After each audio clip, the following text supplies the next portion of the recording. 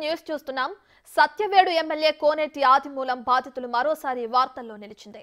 తనను సోషల్ మీడియాలో విపరీతంగా ట్రోల్స్ చేస్తున్నారని, ఆత్మహత్య చేసుకుంటానని వాట్సాప్ గ్రూపుల్లో మెసేజ్ పెట్టింది. నాకు జరిగిన అన్యాయం మీ అక్కో మీ చెల్లికో జరిగితే నాపై ఇలాంటి కామెంట్స్ చేస్తారా అంటూ నిలదీసింది. అందుకే నేను చనిపోతున్నా అంటూ మెసేజ్లు పెట్టడంతో మరోసారి అలచడి రేకింది.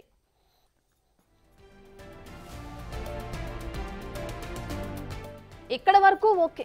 ఎంతకీ ఆమె ఇప్పుడు ఎక్కడ ఉన్నారనే చర్చ జోరుగా సాగుతుంది. ఆత్మహత్య చేసుకుంటానంటూ ఆవేదన వ్యక్తం చేసిన ఆమె ఆచూకీపై ఉత్కంఠ నెలకొంది. బాధితురాల్ని కాపాడే ప్రయత్నం జరుగుతోందా లేదా అనే అంశంపై స్పష్టత లేదు. ఆత్మహత్య చేసుకుంటానని సోషల్ మీడియా ద్వారా ఆమె చెప్పినా పోలీసులు ఆచూకీ కనిపెట్టే ప్రయత్నాలు చేస్తున్నారా లేదా అనే అంశంపై క్లారిటీ లేదు.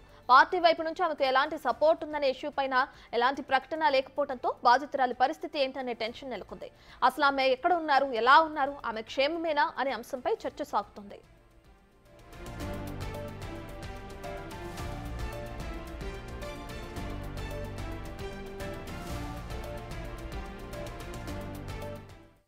మరోవైపు కోనేటి ఆదిమూలంకు ఎస్సీ సామాజిక వర్గం నుంచి మద్దతు లభిస్తోంది.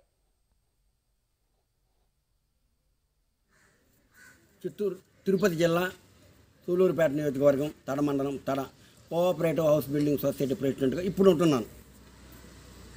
నేను వైఎస్ఆర్ కాంగ్రెస్ పార్టీ కార్యకర్తను. పార్టీలు ఏదైనా కావచ్చు, పదవులు ఏవైనా కావచ్చు, జిల్లాలు ఏమైనా కావచ్చు, ఎక్కడైనా కావచ్చు, మాలోళ్ళమంతా ఒకటే. ఎస్సీ కులం ఎవరైనా మాలోళ్ళు కావచ్చు, మాది కులం, మేమంతా ఒకటే. ఎమ్మెల్యే గారి మీద ఓ సమస్య వచ్చి 24 గంటలు గడిచిపోతున్న ఇంతవరకు ఎవరు స్పందించరు. పాలు తాగే పిల్లకాయలు స్పందిస్తుండరు. పక్క పార్టీల నుంచి వచ్చి ఈ పార్టీలో చేరి అయ్యి చేయాలని అంటే కుదరదని చెప్పి పాలు తాగే పిల్లకాయల దగ్గర స్టేట్మెంట్లు చెప్పించుకోవాల్సినంత అవసరం వైఎస్ఆర్ కాంగ్రెస్ పార్టీకి లేదు.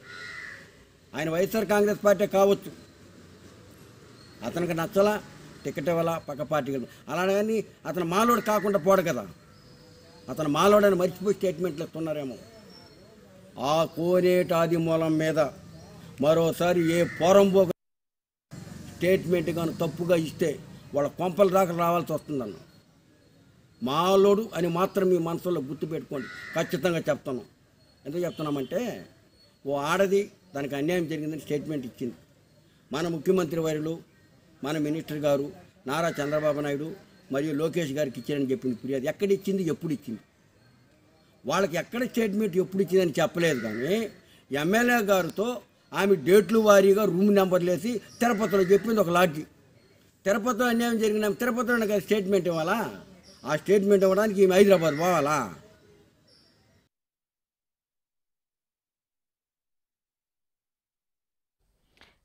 సత్యవేడు ఎమ్మెల్యే కోనేటి ఆదిమూలం బాధితురాలు మరోసారి వార్తల్లో నిలిచింది. తను చనిపోతానంటూ సోషల్ మీడియా వేదికగా ఆమె తెలపడం మనం చూస్తున్నాం. దీనికి సంబంధించి పూర్తి details mind food editor Pavan అందిస్తారు. రైట్ పవన్, సోషల్ మీడియాలో విపరీతంగా ట్రోల్స్ చేస్తున్నారని, అందుకే తాను ఆత్మహత్య చేసుకుంటానని కొన్ని వాట్సాప్ గ్రూపుల్లో కూడా మెసేజ్ పెట్టడం బాధితురాలు మనం చూస్తున్నాం. దీనికి సంబంధించిన పూర్తి డీటెయిల్స్ ఏంటి, ప్రస్తుతం ఆమె ఎక్కడుంది ఏంటి అన్న ఆచూకీ ఏమైనా తెలిసిందా పవన్? రోజు సత్యవేడు ఎమ్మెల్యే ఆదిమూలం తనను లైంగికంగా వేధించారు, తన పైన అత్యాచారానికి పాల్పడ్డాడు. ఒకటి కాదు, 2 సార్లు కాదు, అనేక మార్లు తనను అత్యాచారం చేశాడంటూ బాధితురాలు హైదరాబాద్ సోమాజిగూడ ప్రెస్ క్లబ్లో మీడియా సమావేశంలో పెట్టింది. దానికి సంబంధించిన వీడియోలను కూడా రిలీజ్ చేసింది. ఇదంతా కూడా బిగ్ టీవీ అనేక కథనాలు ప్రసారం చేసింది. దాంతో అటు టీడీపీ అధినాయకత్వం స్పందించింది. వెంటనే అక్కడ జరుగుతున్న పరిణామాలు, నిజంగానే ఆదిమూలం అటు టీడీపీ కార్యకర్త పైన అత్యాచారానికి పాల్పడ్డా లేకుంటే ఆమె ఏ రకమైన ఆరోపణలు చేస్తుంది, ఇదంతా కూడా టీడీపీ అధిష్టానం అక్కడ ఉన్న నేతలతో కనుక్కొని ఆదిమూలం పైన సస్పెన్షన్ వేటు వేసింది. ఆ రోజు ఆదిమూలం కూడా బిగ్ టీవీతో మాట్లాడారు. ఇదంతా కూడా తన పైన జరుగుతున్న కుట్రగా ఆయన చెప్పారు. గతంలో తన పైన పోటీ చేసిన కొంతమంది వ్యక్తులు కావాలనే ఈ రకంగా కుట్రపూరితంగా వ్యవహరిస్తున్నారు. ఆమె ఒక మహిళా అధ్యక్షురాలుగా తనకు పరిచయం ఉన్న తప్పించి తాను ఎక్కడా ఎవరిని కూడా బలవంత పెట్టలేదు, ఇబ్బంది పెట్టలేదు అంటూ ఆయన బిగ్ టీవీతో మాట్లాడుతూ చెప్పారు. అదే సమయంలో ఆ బాధితురాలు కూడా బిగ్ టీవీతో మాట్లాడింది. తనకు జరిగిన అన్యాయాన్ని వివరించే ప్రయత్నం చేసింది. అయితే ఇప్పుడు మరోసారి ఆమె తెర మీదకి వచ్చింది. గడిచిన 2 రోజులుగా టీడీపీ నాయకులు అయితే మాట్లాడారు. ఆదిమూలంను పార్టీ నుంచి సస్పెండ్ చేశారు. ఈ ఆంధ్రప్రదేశ్ టీడీపీ అధ్యక్షుడు పల్లా శ్రీనివాసరావు అటు జరిగిందంతా కూడా బిగ్ టీవీకి వివరించారు. ఎవరైనా సరే స్త్రీలతో అమర్యాదగా ప్రవర్తిస్తే వాళ్ళపైన కఠిన చర్యలు ఉంటాయంటూ ఆయన చెప్పారు. అందులో భాగంగానే ఆదిమూలంను పార్టీ నుంచి సస్పెండ్ చేస్తున్నట్లుగా కూడా ఆయన ప్రకటించారు. అయితే ఇప్పుడు తాజాగా జరిగి 2 రోజుల తర్వాత ఈరోజు ఉదయం ఒక మెసేజ్ సర్క్యులేట్ అవుతుంది. ఇది ఆదిమూలం బాధితురాలు ఆమె స్వయంగా తన ఫోన్ నెంబర్ నుంచి ఒక గ్రూప్లో పెట్టింది. అందరికీ నమస్కారం. ఈరోజు నాకు జరిగిన ఈ అన్యాయం మీ అక్కకో చెల్లెకో జరిగి ఉంటే ఇలా మీరు కామెంట్ చేయరు, అందుకే నేను చనిపోతున్నా. ఈరోజు నాకు పార్టీ కానీ నాయకులు కానీ ఎవరూ సహకరించలేదు. ముమ్మాటికి నేను చెప్పింది నిజం, అందరికీ ఇక సెలవంటూ ఆమె పెట్టిన మెసేజ్ ఒకటి కలకలం రేపుతుంది. ప్రస్తుతానికి ఆమె ఫిర్యాదు చేసిన రోజు కావచ్చు, ఈరోజు ఉన్న 2 నెంబర్లు, ఆమె నెంబరు ఆమె భర్త నెంబర్ 2 కూడా స్విచ్ ఆఫ్ చేయబడి ఉన్నాయి. వాళ్ళు ఎవరు కూడా అందుబాటులోకి రావడం లేదు. పోలీసులకు ఇప్పటికే ఈ ఘటన పైన ఫిర్యాదు చేసింది. ఆ ఫిర్యాదులో BNS 64 సెక్షన్ కింద, అంటే అత్యాచారం జరిగింది, రేప్ జరిగింది అనే సెక్షన్ పైన, అట్లనే 351 ఒక వ్యక్తి యొక్క వ్యక్తిగత ప్రతిష్టను భంగం చేకూర్చే విధంగా, భంగం కలిగించే విధంగా చర్యలకు పాల్పడ్డారని ఆదిమూలం పైన ఇప్పటికే FIR కూడా నమోదైంది. అయితే బాధితురాలి స్టేట్మెంట్ పోలీసులు రికార్డు చేయాల్సి ఉంది. కానీ బాధితురాలు ఇంతవరకు అందుబాటులోకి రావడం లేదు. 2 పక్కల, ఒక పక్క బాధితురాలకు కొంతమంది మద్దతు తెలుపుతూ ఉన్నారు. ఆయన అధికారాన్ని అడ్డం పెట్టుకొని మనం లొంగ తీసుకున్నాడంటూ బాధితురాలకు మద్దతు తెలుపుతున్నారు. మరోపక్క అటు దళిత సంఘాలు కావచ్చు, ఇతర కొన్ని ప్రజా సంఘాలన్నీ ఆదిమూలానికి అనుకూలంగా స్టేట్మెంట్లు ఇస్తున్నాయి. ఇప్పటిదాకా మనం చూసాం, ఒక దళిత నాయకుడు, వైఎస్ఆర్సీపీకి చెందిన నాయకుడు ఆదిమూలంను కావాలనే టార్గెట్ చేశారు.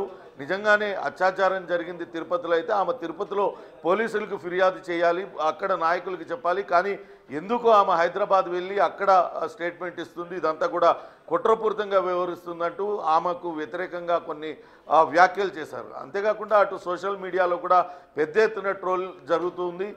ఆమె కెమెరాలు పెట్టుకొని వెళ్ళడం, ఆయనతో ఆ సెక్స్లో పాల్గొన్నట్టు ఆ కెమెరాల్లో రికార్డ్ చేయడం, ఇదంతా కూడా కావాలనే చేసి, ఇదంతా ఎందుకు ఇప్పుడు తనంతట తానే బయట పెట్టుకొని ఇప్పుడు ఎందుకు ఫిర్యాదు చేస్తుంది, అవన్నీ కూడా వీడియోలు ఎందుకు బయట పెట్టుకోవాల్సి వచ్చింది అనే ప్రశ్న కొంతమంది లేవనెత్తుతున్నారు. ఆమె కావాలని అతన్ని ప్రేరేపించి ఆ గది వరకు రప్పించి ఇప్పుడు ఆరోపణలు చేయడం ఎంతవరకు సమంజసం అనే చర్చ కూడా కొనసాగుతున్న నేపథ్యంలో రకరకాల ట్రోల్స్ వస్తూ ఉన్నాయి. దాంతో మనస్తాపానికి గురై తాను ఆత్మహత్యకు పాల్పడుతున్నానంటూ ఆమె పెట్టి అజ్ఞాతంలోకి వెళ్ళిపోయిన పరిస్థితి. పోలీసులు అయితే చివరిసారిగా ఆమె ఫోన్ సిగ్నల్స్ని ట్రాక్ చేసే పనిలో ఉన్నారు. ఆమె చివరిసారిగా ఎవరితో మాట్లాడింది, ఎక్కడి నుంచి మాట్లాడింది, ఆ వివరాలన్నీ కూడా తెలుసుకుంటున్నారు.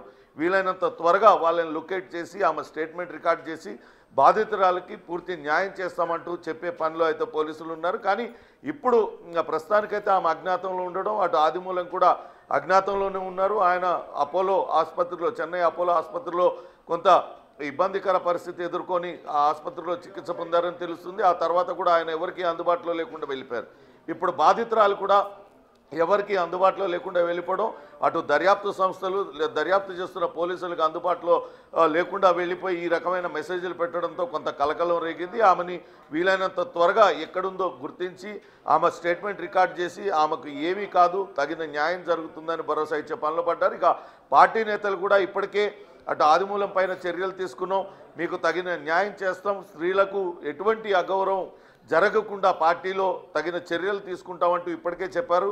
అయితే ఆమె పార్టీ నేతలతో కూడా ఎవరితో అందుబాటులోకి రాకపోవడంతో తిరుపతి జిల్లా స్థానిక నాయకులకు ఇప్పటికే చెప్పారు, ఆమె బాధితురాలు ఎక్కడున్నా ఆమెని కలవండి, కలిసి పార్టీ తగిన న్యాయం చేస్తుంది, మరోసారి ఇటువంటి ఇబ్బందికర పరిస్థితి ఉండదు అని ఆమెకు నచ్చచెప్పే ప్రయత్నం అయితే పార్టీ అధిష్టానం అయితే చేస్తుంది. ప్రస్తుతానికైతే పోలీసులు ఆమె ఎక్కడ ఉంది, ఆమె భర్త ఎక్కడ ఉన్నాడు లొకేషన్ ట్రేస్ చేసే పనిలో ఉన్నారు. వన్స్ వాళ్ళకి ఆ లొకేషన్ కనుక దొరికినట్లయితే వెంటనే వాళ్ళని అదుపులోకి తీసుకొని ఆమె స్టేట్మెంట్ రికార్డ్ చేసి ఆమెను తిరిగి ఆమె ఇంటి వద్ద దించే ఏర్పాట్లు అయితే చేస్తున్నారు. ప్రధానంగా సోషల్ మీడియాలో అయితే విపరీతమైన ట్రోలింగ్ జరుగుతుంది. ఆ ట్రోలింగ్తోనే మనస్తాపానికి గురై ఆమె ఈ రకంగా పెట్టి ఉంటుందని పోలీసులు భావిస్తూ ఉన్నారు. నిజంగా ఆత్మహత్యకు పాల్పడకపోవచ్చు, కానీ జరుగుతున్న పరిణామాలన్నింటినీ దృష్టిలో పెట్టుకొని ఆమెకు కూడా 2 ఆడపిల్లలు ఉన్నారు. వాళ్ళు ఎదిగిన పిల్లలు ఉండడంతో కొంత వాళ్ళలో మనస్తాపానికి గురై ఉంటారు. ఖచ్చితంగా త్వరలోనే ఆమెను పట్టుకుంటాము, ఆమెను క్షేమంగా ఆమెను ఇంటి దగ్గర ఉంచుతామంటూ పోలీసులు చెప్తున్న పరిస్థితి అయితే ఉంది Ratna. Right, thank you Pawan.